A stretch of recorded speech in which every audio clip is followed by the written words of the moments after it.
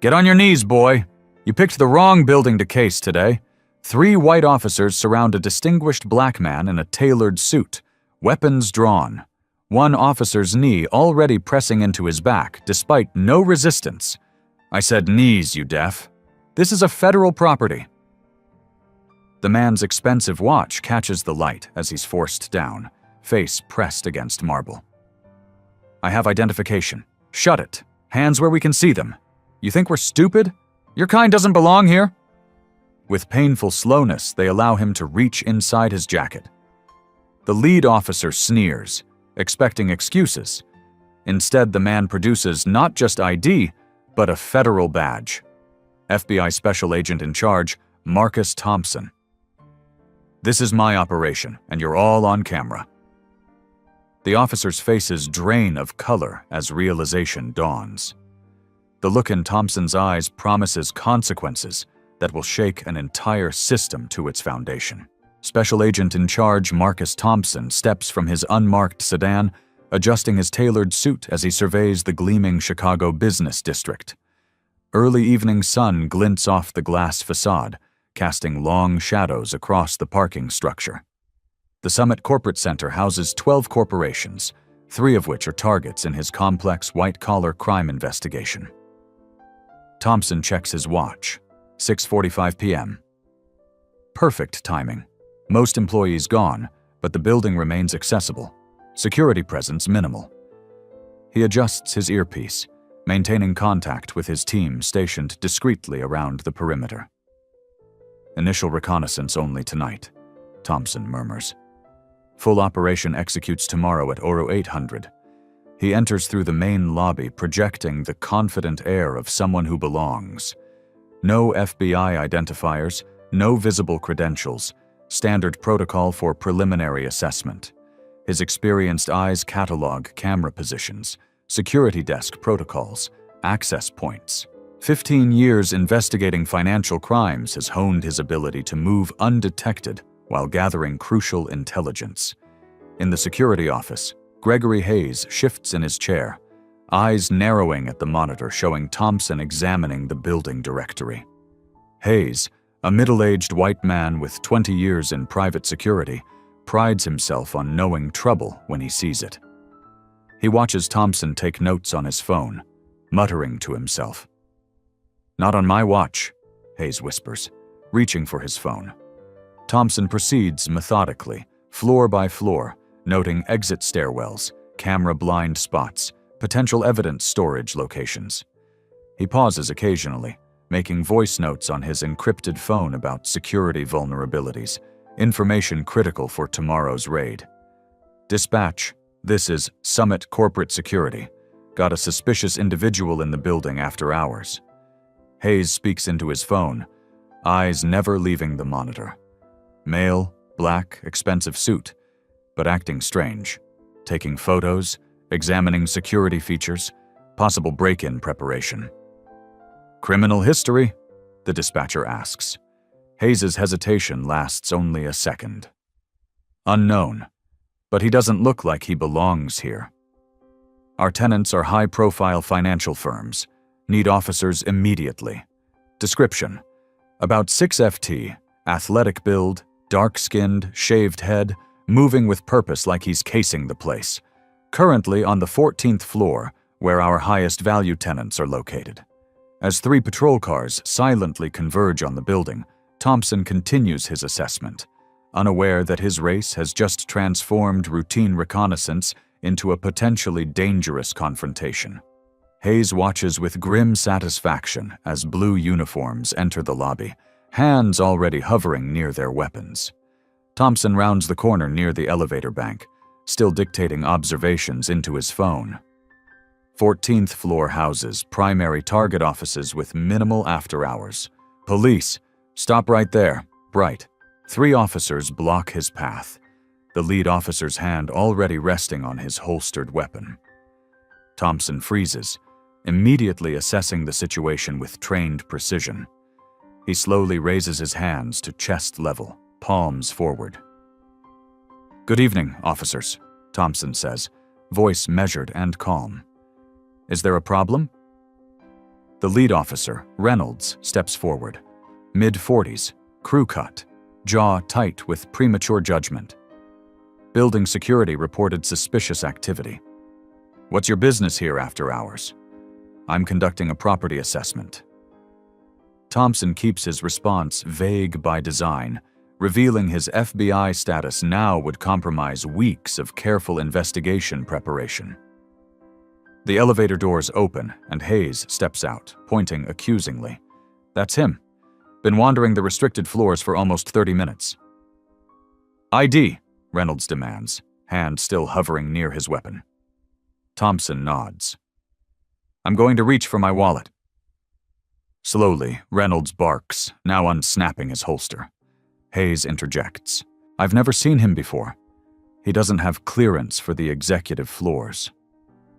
Thompson's expression remains neutral as he carefully extracts his wallet. I'm authorized to be here.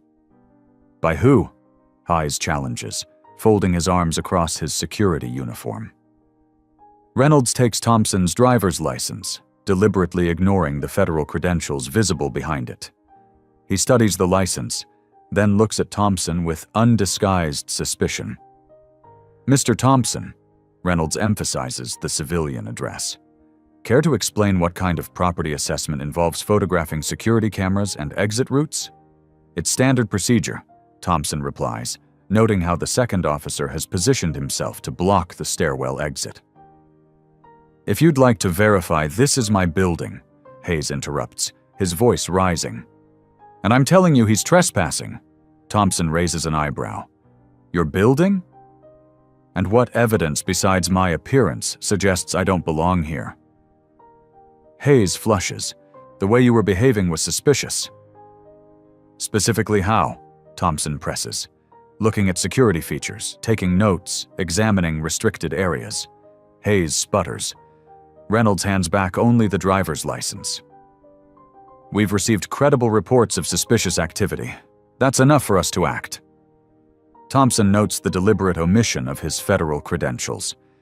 Taking notes on a phone constitutes suspicious activity now. Reynolds' eyes narrow dangerously as he steps closer. Final warning. Prove legitimate business here or leave in handcuffs. Thompson calculates his options in a fraction of a second. Revealing his FBI status would terminate the covert phase of a multi-million-dollar financial crimes investigation. The evidence isn't secured. Targets would scatter. Months of work lost. I'll comply, Thompson states evenly. But I need your names and badge numbers first. Reynolds hesitates, then recites his information with obvious reluctance. The other officers follow suit, their discomfort visible as Thompson commits each detail to memory. Let's move this to the lobby, Reynolds orders, positioning himself unnecessarily close to Thompson. Hayes strides ahead, already playing to an audience that doesn't yet exist. We need to secure the premises, he announces loudly as they enter the elevator. Can't be too careful these days. The lobby holds a handful of late workers, predominantly white professionals, gathering their belongings. Heads turn as the officers escort Thompson through the marble expanse. Hayes increases his volume, ensuring everyone hears. Security threat neutralized, folks. Nothing to worry about. Thompson notices smartphones emerging. Recording the scene, he keeps his expression neutral, but positions himself to ensure his face is clearly visible in their footage. Evidence gathering works both ways. Stand here. Reynolds directs Thompson to a spot directly under the brightest lobby lights, maximizing his visibility to onlookers. Empty your pockets, everything on the desk. Is this standard procedure for someone who hasn't been charged with anything? Thompson asks, voice level, but carrying clearly to the growing audience. Just do it, Reynolds snaps. Thompson complies methodically, placing each item with deliberate precision. Wallet, phone, keys, and a small notebook. Reynolds snatches the notebook, flipping through pages of building observations. What's this? Floor plans, security notes? Reynolds holds up the notebook like a trophy. Looks like criminal planning to me. Those are professional observations, Thompson responds. Nothing illegal about noting building features. A crowd forms at a safe distance, murmuring. Hayes puffs up his chest, playing security hero. This is what happens when we stay vigilant, people. This is how we keep this building safe. His pointed glance at Thompson makes the subtext clear. From people like you. Thompson spots two black women among the onlookers, their expressions a mixture of recognition and resignation. They've seen this before, perhaps experienced it themselves. Are we finished? Thompson asks after Reynolds thoroughly examines each of his possessions. Or would you like to continue this public spectacle? Don't get smart, Reynolds warns, handing back Thompson's belongings with deliberate roughness. We're escorting you out. Don't return without proper authorization. Outside, with no audience but the night security camera, Reynolds' professionalism slips further. Let me make something clear. You'd be smarter not to come back to this building. Is that a threat? Thompson asks quietly. Or are you banning me based on my race rather than any action? Reynolds' face hardens. I'm warning you about trespassing charges. Next time won't be a friendly conversation. Thompson memorizes every detail of the encounter. The officer's positioning, Hayes' performative security theater, the witnesses, the exact phrasing of Reynolds' veiled threat, his FBI training and evidence collection serving a purpose they never anticipated. As the patrol car pulls away, Thompson's phone vibrates with an incoming call. FBI Director Harlan flashes on the screen. It happened again, sir. Thompson speaks softly into his phone, watching the patrol car disappear around the corner. Details. Director Harlan's voice is sharp, concerned. Thompson recounts the confrontation with precision. Hayes' unwarranted suspicion, Reynolds' escalation, the public humiliation staged for maximum effect. His tone remains professional, but the controlled anger underneath is evident to someone who knows him well. Your call, Marcus. Harlan says we can postpone the operation, reassign. No. Thompson's response is immediate. The financial investigation proceeds as planned, but I'm documenting this incident for the secondary protocol. You're certain revealing your status tomorrow will make the point more effectively. Thompson finishes. They need to see both sides of the coin. Silence hangs between them for a moment, then understood. Full support from this office. Document everything. Thompson ends the call and steps into his sedan. Mind already reformulating tomorrow's operation. He opens a secure app on his phone, dictating a detailed report of the incident. Names, badge numbers, timestamps, exact quotes, witness descriptions. The report automatically routes to a specialized FBI Civil Rights Division tracking law enforcement bias incidents. The hotel room serves as a temporary command center. Thompson pins photographs of tomorrow's targets on the wall. Financial executives involved in a complex fraud scheme operating from offices in the Summit building. Now he adds 3 new photos: Hayes, Reynolds, and the patrol officer. 4 months earlier, Thompson sat in Director Harlan's office as surveillance footage played on the screen. Another black FBI agent surrounded by local police during an undercover operation, forced to reveal federal status prematurely. That's the 6th incident this quarter, Harlan had said, rubbing his temples. We're losing operations because our agents of color can't complete reconnaissance without being profiled. Thompson had leaned forward. We need to document these patterns systematically, not just terminate the encounters by revealing credentials. Now Thompson calls Agent Morales, his second in command. We need to adjust tomorrow's parameters. Building security and local police may become hostile factors. They made you? Morales asks. Not exactly, Thompson explains. They made assumptions. We'll use that. Meanwhile, Hayes sits in a hotel bar with a colleague nursing a whiskey. Had to escort someone out tonight. Suspicious character casing the 14th floor. Yeah, his colleague asks without much interest. You know the type?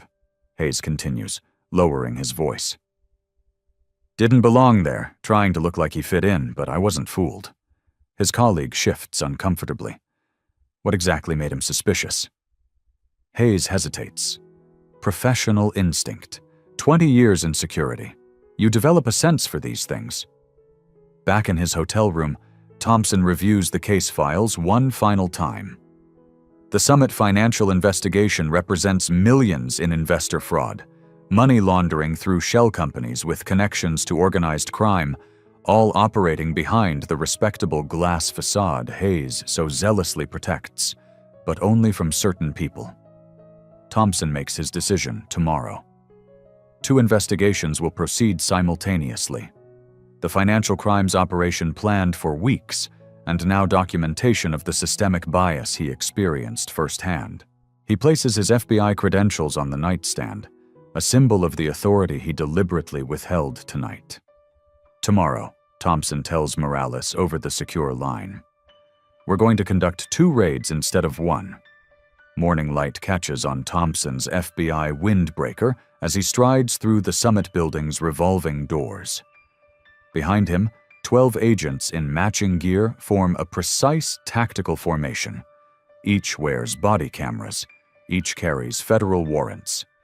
Their synchronized movement speaks of rigorous training and absolute authority. Thompson wears his credentials openly now, the gold FBI shield gleaming against the dark fabric. His expression remains professionally neutral, but his posture has transformed. This is Special Agent in Charge Thompson in his element, leading a major federal operation.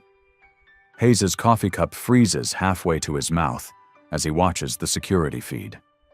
His face contorts in recognition, then alarm. He fumbles for his phone, bypassing dispatch to call Reynolds's direct line. The guy from yesterday, he's back with a team. They're wearing FBI jackets. Thompson approaches the security desk where a different guard sits wide-eyed at the sudden federal presence. Special Agent in Charge Thompson, FBI. He presents his credentials and a folder of documents. These are federal warrants authorizing immediate access to offices listed within. We require master key cards and security protocols. Hayes emerges from the back office, face flushed. Agent, I didn't realize yesterday there seems to have been a misunderstanding. Thompson turns, his gaze clinical. Mr. Hayes, we require immediate access to the following locations. He slides a document across the counter, ignoring Hayes's attempted explanation. Hayes examines the warrant with trembling hands, then steps away to make another call, this time to Victor Kensington, the building's owner. Sir, the FBI is here with warrants. The man I had removed yesterday. He's leading them. Thompson dispatches his team with efficient precision. Morales, take the 14th floor. Jackson, 15th. Williams, secure the server room. The agents disperse throughout the building as Hayes watches helplessly. His security protocols, so zealously enforced against Thompson yesterday, now rendered meaningless by federal authority. Reynolds arrives 7 minutes later, uniform hastily assembled. He freezes at the lobby entrance, watching FBI agents methodically entering offices carrying evidence bags. His expression shifts from confusion to dawning horror as he spots Thompson directing the operation. Thompson acknowledges Reynolds with nothing more than a professional nod before returning to coordination efforts. The power dynamic has completely reversed. Thompson now commands the space where yesterday he was treated as an intruder. Hayes hovers nearby, alternating between nervous glances at Thompson and anxious looks towards the entrance. When the elevator doors open to reveal a distinguished older man in an expensive suit, Hayes's anxiety visibly peaks. Thompson turns just as Victor Kensington, primary target of the financial investigation, steps directly into the FBI's path. Victor Kensington stops mid-stride, his authoritative entrance collapsing as he registers the FBI presence. His eyes dart from the agents efficiently moving through his building to Thompson, who now approaches with deliberate calm. Mr. Kensington. Thompson's tone is professionally detached. I'm Special Agent in Charge Marcus Thompson, FBI Financial Crimes Division. What is the meaning of this invasion? Kensington attempts to project outrage, but his voice wavers. 62 years old, silver-haired, with the practiced confidence of wealth, he's unaccustomed to challenges to his authority. Thompson extends the warrant. This details the scope of our investigation into securities fraud and money laundering operations within this building, specifically involving Kensington Holdings, Summit Investment Partners, and Horizon Trust. Hayes edges closer, sweat beading on his forehead. Mr. Kensington, this is the individual I mentioned from yesterday's incident. Thompson turns his attention to Hayes. Yes, Mr. Hayes. Perhaps you'd like to elaborate on that incident for Mr. Kensington, the one where you reported me as suspicious based solely on my appearance in the building. Hayes's mouth opens and closes silently. Kensington quickly distances himself. I have no knowledge of any incident. Hayes acts independently on security matters. Interesting, Thompson notes, yet phone records show he called you immediately after I was escorted out. Kensington's composure fractures momentarily before he recovers. I own this building. Security naturally alerts me to concerns. Reynolds steps forward. Sir, we were responding to a suspicious person call. Standard procedure, of course. Thompson acknowledges with calculated politeness, just as it's standard procedure for the FBI to investigate potential civil rights violations alongside financial crimes. The word violations lands like a physical blow. Hayes pales. Reynolds's professional mask slips. Agent Morales. Thompson calls to his second-in-command, a Hispanic agent efficiently cataloging documents. Please work with Mr. Hayes to access the remaining secured areas. Hayes hesitates, clearly uncomfortable taking directions from Morales, revealing yet another layer of bias that Thompson silently notes. Kensington attempts to regain control. I have connections in Washington who will be very interested in this overreach. That statement has been recorded, Thompson replies evenly. I'd advise against anything that could be construed as attempting to obstruct a federal investigation. Kensington falls silent, suddenly aware of the body cameras capturing every word, every reaction, the tactical advantage he thought he possessed. Connections, influence, Hayes's security measures, all rendered meaningless in the face of federal authority wielded by the very man they had humiliated. Throughout the building, agents systematically gather evidence of financial crimes while simultaneously documenting yesterday's discrimination. The dual investigation proceeds with methodical precision under Thompson's direction. Kensington, Hayes, and Reynolds exchange panicked glances as Thompson's phone rings with a call that visibly changes his expression. Thompson steps aside to take the call, listening intently before responding with a single, decisive approved. When he returns, his expression carries an additional layer of authority. Mr. Kensington, Officer Reynolds, Mr. Hayes. Thompson addresses each man deliberately. We've just received authorization to expand our investigation. I believe you'll all want your lawyers present for what comes next. Expansion? Kensington's voice tightens. The warrant specifically covers financial documentation. This is a separate matter, Thompson clarifies, his tone measured.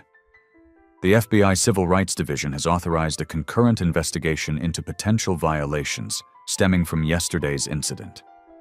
He turns to Hayes. We'll need all security footage from the building, particularly covering my initial visit and the subsequent confrontation. Hayes's face flushes. Some of those cameras might be malfunctioning. Attempting to destroy evidence in a federal investigation is a felony, Thompson responds without hesitation. Agent Michael specializes in digital forensics. He'll secure your surveillance system immediately to prevent any unfortunate malfunctions. A young agent moves toward the security office as Hayes watches helplessly.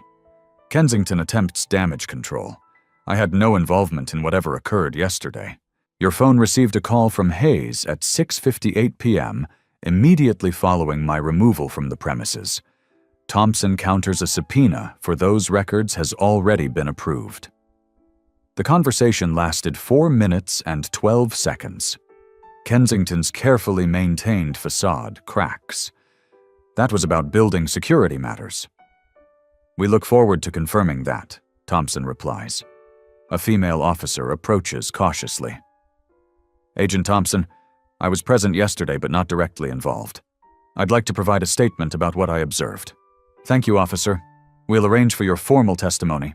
Thompson's respectful tone contrasts sharply with his interactions with Reynolds, who watches the exchange with growing alarm. Throughout the building, the FBI operation expands visibly. Additional agents arrive, securing evidence related to both investigations. Local media vans begin appearing outside, alerted to the massive federal presence. Reynolds steps away, phone pressed to his ear. I need union representation now. His earlier confidence has evaporated, replaced by the dawning realization of his vulnerability. Thompson receives another call, this time from Director Harlan himself. Their brief exchange confirms the highest levels of the Bureau are now monitoring both aspects of the investigation. The stakes continue rising as Hayes, Reynolds, and Kensington watch their professional worlds unraveling. From the corner of his eye, Thompson notices his phone displaying a news alert. Breaking. FBI raid targets financial fraud ring. Sources report simultaneous civil rights investigation.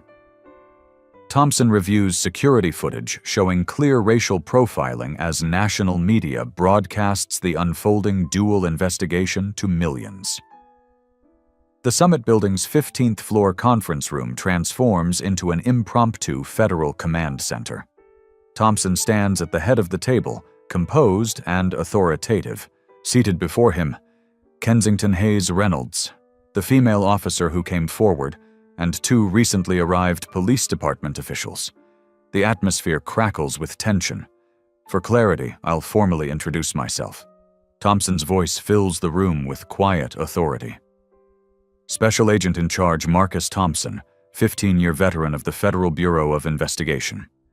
I've led investigations resulting in 127 federal convictions for financial crimes, public corruption, and civil rights violations. He activates a display screen showing his credentials, commendations, and appointment letter. I personally requested assignment to this investigation after multiple reports indicated a pattern of both financial irregularities and discriminatory practices in this building and surrounding area. Hayes shifts uncomfortably. Kensington maintains his practiced poker face. Reynolds stares at the table. My position grants me direct operational authority from the FBI Director and Department of Justice leadership. Thompson continues. I'm authorized to pursue all relevant lines of investigation, including those that emerged unexpectedly.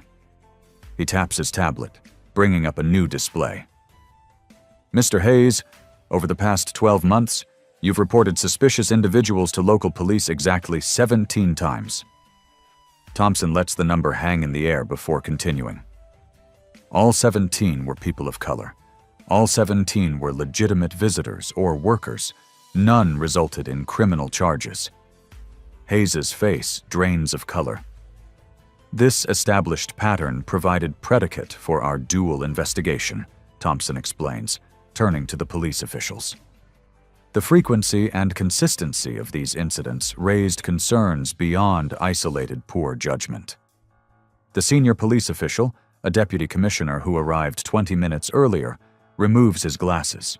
Agent Thompson, I want to assure you the department takes these allegations extremely seriously. I'm certain you do now, Thompson acknowledges. However, the pattern suggests systemic issues requiring more than assurances. Thompson advances to the next screen. For context, the FBI's Civil Rights Division has been investigating patterns of racial profiling in cooperation with law enforcement agencies nationwide. Yesterday's incident provided a controlled documentation opportunity. The revelation lands with seismic impact. Kensington straightens in his chair, suddenly understanding the fuller implications. To be absolutely clear, Thompson says, addressing Kensington directly, your financial crimes and Mr. Hayes's discriminatory practices will be treated as potentially connected investigations. The possibility that a discriminatory security environment was fostered to deflect scrutiny from financial operations is now an active investigative angle. Kensington's attorney, who arrived moments before the meeting, scribbles furiously. Thompson activates a video screen, Officer Reynolds's body camera footage from yesterday. The room watches in silence as the confrontation plays out. Without the heat of the moment, the absence of reasonable suspicion becomes glaringly obvious. The female officer's discomfort is clearly visible in the background of several shots supporting her decision to come forward. Thompson pauses the footage at a particularly damning moment, Reynolds deliberately ignoring Thompson's federal credentials while examining his driver's license. My decision not to immediately identify myself as FBI was deliberate, Thompson explains, his voice steady. It documented how a black professional is treated without the shield of federal authority. This investigation isn't about me. It's about the 17 others without badges who faced similar treatment. The room falls silent. The power dynamic has completely transformed. Thompson is revealed not as a victim seeking redress, but as a federal authority methodically documenting systemic discrimination for potential prosecution. Mr. Kensington, your companies are suspected of defrauding investors of approximately $47 million through elaborately disguised Ponzi schemes, Thompson states matter-of-factly. Mr. Hayes, your security practices demonstrate a pattern of discriminatory enforcement, creating hostile access based on race. Officer Reynolds, your body camera footage reveals escalation without reasonable suspicion in a manner consistent with documented racial profiling. Thompson closes his tablet, standing even straighter. The FBI doesn't pursue these investigations lightly. We pursue them because equal access and equal treatment under law are non-negotiable American principles. Principles that were violated in this building repeatedly, systematically, and demonstrably. The Deputy Commissioner clears his throat. We'll cooperate fully with your investigation, Agent Thompson. I anticipated you would, Thompson responds. His gaze sweeps the room, meeting each person's eyes in turn. From Kensington's calculating stare, to Hayes's defeated slump, to Reynolds's simmering resentment. The decisions you all made yesterday and in the preceding months have consequences far beyond what you imagined. Those consequences begin today. As federal agents continue gathering evidence throughout the building, all three men realize they've unknowingly triggered their own professional destruction. The consequences unfold with the precision of dominoes falling in sequence, each impact triggering the next in an unstoppable cascade. Day 1, FBI forensic accountants descend on Kensington's financial empire. They discover the fraud extends deeper than initially believed. Elaborate shell companies, falsified returns, investor funds siphoned to offshore accounts. What began as a $47 million investigation quickly balloons to $68 million as additional victims emerge. Thompson coordinates with the Securities and Exchange Commission, expanding the investigation's scope to include Kensington's partners and enablers. The pattern suggests long-term deliberate deception, Thompson explains to the assembled Financial Crimes Task Force. Mr. Kensington created an image of impenetrable legitimacy while systematically defrauding investors. The parallel with Hayes's security theater, creating an illusion of protection while actually perpetuating harm, doesn't escape anyone in the room. Day 3, Hayes receives formal notification of administrative leave pending investigation. The property management company distances itself rapidly, issuing a public statement about taking allegations seriously and reviewing security protocols. Internal review of building security footage reveals what Thompson already documented, a clear pattern of discriminatory enforcement.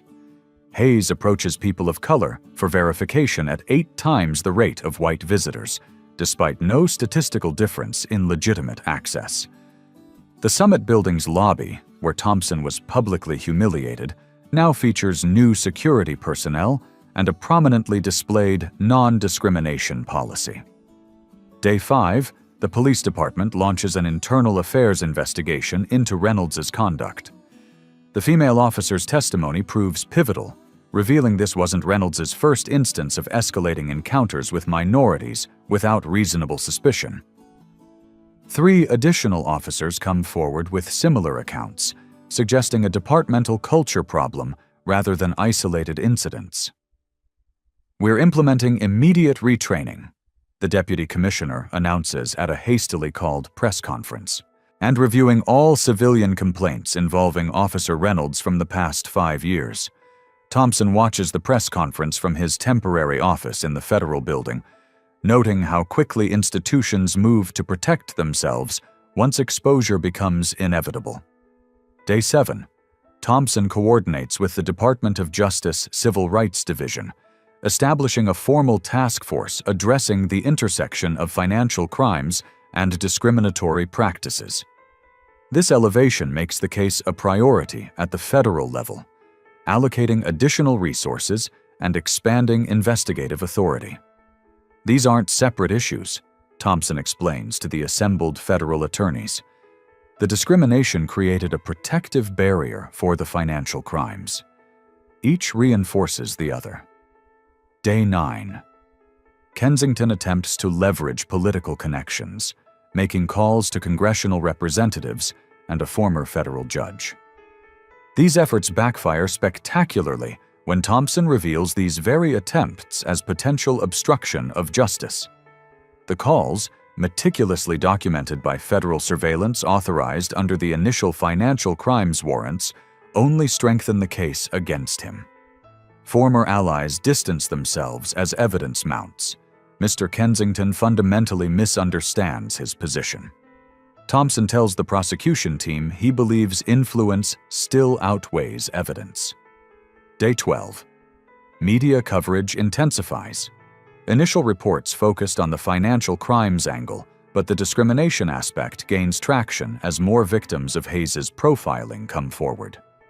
3 previous incidents involved black professionals who were humiliated in the Summit lobby under nearly identical circumstances to Thompson's experience. Thompson gives a brief professional statement, focusing on the financial investigation while acknowledging additional matters under review. His measured tone and impeccable credentials make him a compelling figure, the embodiment of authority wrongfully challenged based on race. Day 14. Hayes agrees to a disastrous television interview, attempting to salvage his reputation by claiming he was just doing his job and would have reported anyone behaving suspiciously. When pressed for specific, suspicious behaviors, he stammers about intuition and professional experience without offering concrete examples. The interview becomes a social media firestorm. By evening, the property management company terminates his employment, issuing a formal apology and announcing mandatory anti-bias training for all security personnel. Day 17. The police union initially defends Reynolds, issuing a statement about split-second decisions and challenging security environments. This position becomes untenable when the body camera evidence and pattern of behavior become public. Department leadership, fearing federal oversight, implements immediate policy changes requiring documented reasonable suspicion before identity checks or detainment. Reynolds receives notice of suspension pending the outcome of the internal investigation. His previous commendations offer no shield against the documented pattern now emerging from his own body camera archives. Day 21. Thompson meets privately with previous victims of Hayes' discrimination, gathering additional testimonies that strengthen the civil rights case. These individuals, professionals from various fields who experienced similar profiling, express profound gratitude for Thompson's willingness to use his position to address systemic issues rather than simply identifying himself and moving on. "You could have flashed your badge and walked away," one woman tells him, voice thick with emotion. "Instead, you chose to stand with those of us who don't have badges." Thompson's expression remains professional, but his eyes reflect something deeper, the weight of responsibility that comes with his authority. Day 25. Kensington's legal team attempts to separate the financial crimes from the discrimination issue, filing motions to exclude any evidence connecting the two investigations. Thompson's team counters with communications revealing Kensington explicitly encouraged Hayes's vigilance to keep unwanted scrutiny away from the building, directly linking the discriminatory security practices to the protection of financial crimes. "The connection is explicit," Thompson explains to the federal prosecutors. Kensington created an environment where legitimate visitors were excluded based on race, effectively reducing the likelihood his financial operations would face questioning. Day 30, the FBI completes the initial phase of both investigations. The evidence is overwhelming on both fronts. Millions in documented financial fraud and a clear pattern of discriminatory enforcement targeting people of color. Thompson submits comprehensive reports to both the Financial Crimes Division and the Civil Rights Division, recommending maximum charges against all primary perpetrators. The dual investigation becomes a case study in how different forms of misconduct often reinforce each other. The financial crimes creating resources to influence protection, the discrimination providing a shield against scrutiny, each making the other possible in a self-reinforcing cycle. Throughout this cascade of consequences, Thompson maintains his professional demeanor. He seeks justice, not revenge, systematic accountability, not personal vindication. His methodical approach, documented at every stage, creates an airtight case that neither money nor influence can dismantle. In a final meeting before formal charges are filed, Director Harlan reviews the evidence Thompson has assembled. "Exemplary work," Harlan acknowledges. "Both investigations conducted by the book, despite the personal element." "It was never about me," Thompson responds. "It's about the standard we enforce." Harlan nods. The financial crimes charges are straightforward, but the civil rights case may face challenges. "We've documented 17 incidents with identical patterns," Thompson points out. "The evidence speaks for itself. Kensington and Reynolds are both seeking plea arrangements," Harlan reveals, "but they're asking for immunity from testifying about broader systemic issues." Thompson's expression hardens slightly, the first crack in his professional mask. "They want to admit to individual actions while protecting the systems that enabled them." "Exactly," Harlan confirms. "Prosecutors are considering the offers." Thompson shakes his head once decisively. "Unacceptable. The pattern is the point. Individual accountability without systemic change only guarantees more victims. Have you ever witnessed racial profiling in a professional setting? Share your experience in the comments. The prosecutor's decision will determine whether justice addresses merely symptoms or finally confronts the disease itself." The federal courtroom sits silent as Thompson takes the stand in United States versus Kensington. 3 months of investigation culminate in this moment. Kensington, in a tailored suit, now lacking its usual confidence, watches from the defense table. "Special Agent Thompson, please summarize the financial evidence against the defendant," the prosecutor requests. Thompson speaks with precise clarity, his testimony built on irrefutable documentation. "Our investigation revealed Mr. Kensington operated a sophisticated Ponzi scheme through his companies. He diverted approximately $68 million of investor funds to personal accounts and shell corporations. The fraud involved falsified returns, manipulated financial statements, and deliberate misrepresentations to investors." Kensington's attorney attempts to paint his client as a respected businessman who made administrative errors. But Thompson's methodical evidence demolishes this defense point by point. These weren't errors, Thompson explains, displaying financial transfers on the courtroom screens. The pattern demonstrates deliberate, systematic fraud sustained over 7 years. Mr. Kensington created elaborate structures specifically designed to conceal criminal activity. The judge denies Kensington bail, citing flight risk and the magnitude of charges. As federal marshals lead him away, Kensington glares at Thompson, who remains professionally detached, focused on justice rather than personal vindication. Across town, Officer Reynolds faces an internal review board.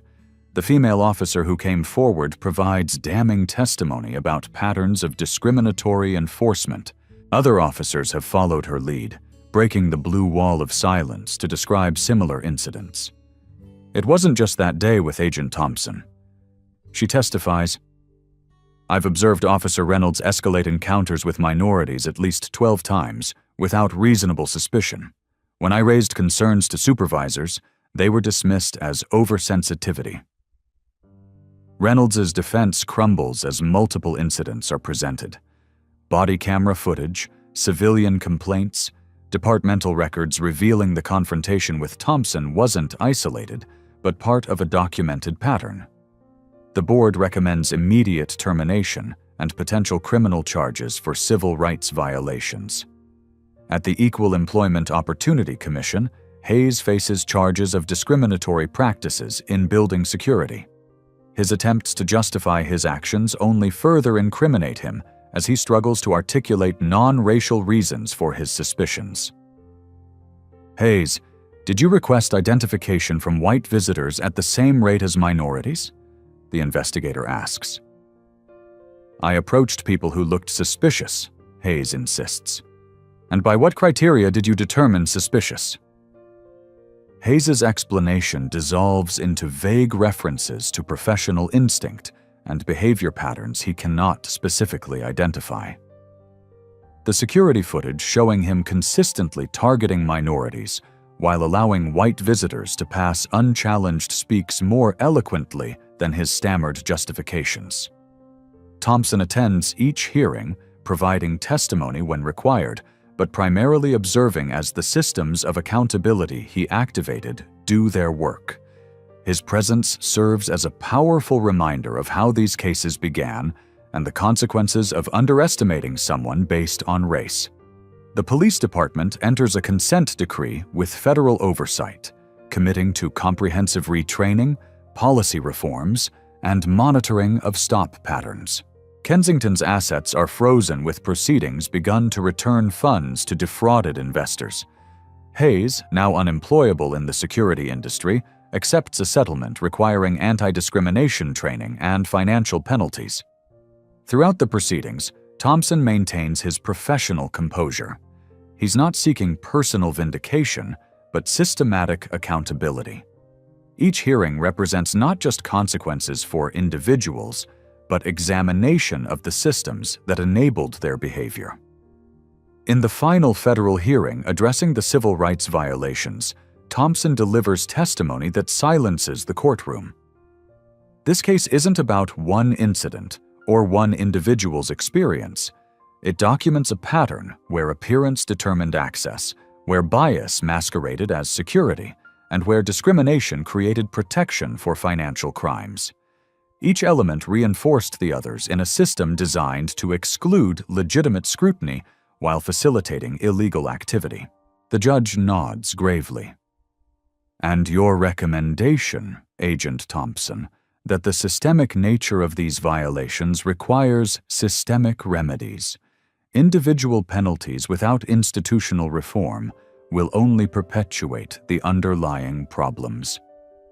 The ruling that follows adopts Thompson's recommendation, requiring not just penalties for Kensington, Hayes, and Reynolds, but mandated reforms in building security practices, police training, and financial oversight throughout the district. The investigation doesn't end with these individuals, Thompson announces outside the courthouse, cameras capturing his words for national broadcast. 6 months later, Thompson stands before 200 FBI Academy graduates. His composed presence commands attention without demanding it. the embodiment of authority earned through competence rather than conferred by position alone. The Summit financial investigation exemplifies how seemingly separate forms of misconduct often reinforce each other. Thompson explains, "Financial crimes created resources for influence. Discriminatory practices provided shields against scrutiny. Each made the other possible." The cadets listen intently as Thompson outlines how the dual investigation transformed into a catalyst for broader reforms. The building management company implementing the court-mandated reforms doesn't stop at minimum compliance. They establish comprehensive bias training programs now being adopted industry-wide. Security personnel undergo quarterly assessments reviewing their interaction patterns. Anonymized data tracking demographic patterns of security stops becomes standard practice with quarterly reviews triggering automatic investigations of statistical disparities. Measurable accountability creates measurable change. Thompson notes in the 6 months since implementation, discriminatory security interactions decreased by 76% across properties adopting these protocols. The police department undergoes even more profound transformation. Under the consent decree, they replace reactive discipline with proactive monitoring. Body camera footage undergoes regular algorithmic review, identifying potential bias patterns before they become entrenched behavior. The female officer who testified against Reynolds now heads a newly established professional standards unit with direct reporting authority to the commissioner. Courage in addressing internal problems prevented federal receivership. Thompson explains their reforms now serve as a model for departments nationwide. The FBI establishes a permanent civil rights compliance unit inspired by Thompson's work, specifically focused on investigating patterns rather than isolated incidents. Thompson's dual investigation approach becomes standard protocol, examining not just primary violations, but the enabling systems surrounding them. "We've documented a 43% increase in successful prosecutions by addressing the protective ecosystems surrounding financial crimes," Thompson tells the graduates.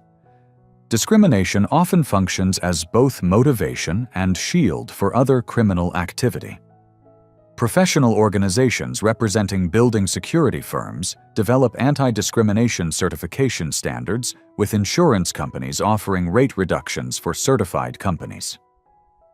The financial incentive accelerates adoption across the industry, creating market pressure for reform alongside legal requirements. Thompson receives a commendation from the Attorney General, but emphasizes that institutional change matters more than individual recognition. When offered promotion to FBI headquarters, he declines, preferring to remain in the field where he can directly mentor new agents in the investigative approaches he's pioneered. Systemic problems require systemic solutions, Thompson tells a congressional committee reviewing civil rights enforcement. When institutions measure what matters and hold themselves accountable, transformation follows naturally. Statistics tell the story of progress. Discriminatory incidents in commercial buildings decrease markedly. Civilian complaints against police drop. Financial crime detection rates improve. The intersection of these improvements confirms Thompson's core insight that addressing discrimination improves overall law enforcement effectiveness across multiple dimensions. Tag someone who needs to see what accountability looks like in 2025. As institutional reforms continue reshaping industries, Thompson receives an unexpected invitation to keynote the annual conference for building security professionals. The conference hall hums with anticipation as Thompson approaches the podium. 500 security professionals from corporate executives to frontline officers fill the room. Among them sits a familiar face, Hayes, now employed in an entry-level position with a firm specializing in reformed security practices. "True security is inclusive, not exclusive," Thompson begins, his voice measured yet engaging. It protects all legitimate users while identifying actual threats based on behavior, not appearance. He doesn't mention Hayes by name or reference their encounter directly. This isn't about reopening wounds, but charting a path forward. The industry has begun transforming itself, implementing the lessons from the Summit case voluntarily rather than waiting for legal mandates. The new building manager who replaced Hayes nods along from the front row. Summit Corporate Center now operates under industry-leading protocols that emphasize objective behavioral indicators rather than subjective impressions. Their security team includes diversity in both staffing and training perspectives, creating multiple viewpoints that catch what a homogeneous team might miss. Effective security sees clearly. Thompson continues, "Bias creates blind spots that actually reduce safety while creating harm." The reformed police department now partners with the FBI on community initiatives addressing the intersection of security and equal treatment. Their consent decree becomes a voluntary model. Other departments adopt proactively, recognizing that fair enforcement improves both community relations and operational effectiveness. Kensington serves his sentence while cooperating with broader financial crimes investigations. His testimony helps dismantle similar operations, returning millions to defrauded investors. His case study becomes standard material in securities regulation training, illustrating how discriminatory environments often indicate additional misconduct worth investigating. After the presentation, Thompson meets privately with several officers who came forward during the investigation. Their courage in addressing internal problems has earned them not ostracism, but advancement. As departments increasingly recognize that internal accountability strengthens rather than weakens their institutions. The hardest part was speaking up that first time, one officer admits, but seeing the improvements since then confirms it was worth it. Thompson returns to regular FBI duties with enhanced authority and perspective. His methodical approach to addressing both primary violations and enabling systems becomes standard procedure across multiple federal agencies. The ripple effects extend far beyond the original case, influencing how institutions approach accountability at every level. The industry publications that once celebrated aggressive security now feature articles on precision security using targeted behavior-based approaches that protect access while preventing discrimination.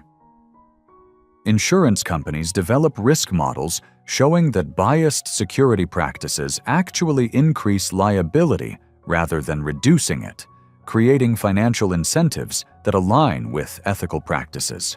Thompson occasionally drives past the Summit building, now operating under new ownership after Kensington's assets were liquidated. The lobby where he once faced humiliation now displays a plaque commemorating the reforms that transformed industry standards. Not mentioning him by name, Thompson refused such recognition, but acknowledging the case that catalyzed change. The true measure of progress isn't in public acknowledgments, but in unremarkable daily experiences. Professionals of all backgrounds entering buildings without unnecessary challenges, security focusing on actual behavioral indicators, institutions holding themselves accountable rather than waiting for incidents to force change. Justice isn't just about punishment, Thompson tells a mentee at the FBI Academy, it's about transformation. True accountability creates change that lasts. This becomes his defining philosophy that consequences must lead to improvements, not just penalties. That systems matter as much as individuals. That accountability works best when it transforms rather than merely punishes. The most profound impact remains largely invisible. All the confrontations that never happen, the careers unimpeded by bias, the talent not lost to discriminatory barriers, progress measured not by what occurs, but by what no longer needs to be endured. If this story resonated with you, you're going to love what's coming next on Beat Stories. We're bringing you more true accounts of justice served strategic empowerment, and systematic accountability in professional settings. Hit that subscribe button right now to never miss our weekly doses of justice being served to those who abuse their authority. These aren't just stories, they're masterclasses in strategic empowerment. Like this video to help more people discover how documentation and strategic patience can transform personal discrimination into institutional change. Your engagement helps us reach those who need these strategies most. Behind every headline is a human story. At Beat Stories, we go deeper, where emotion meets evidence and drama reveals the system. If this story made you pause, reflect, or feel something, don't forget to subscribe. There's more to come.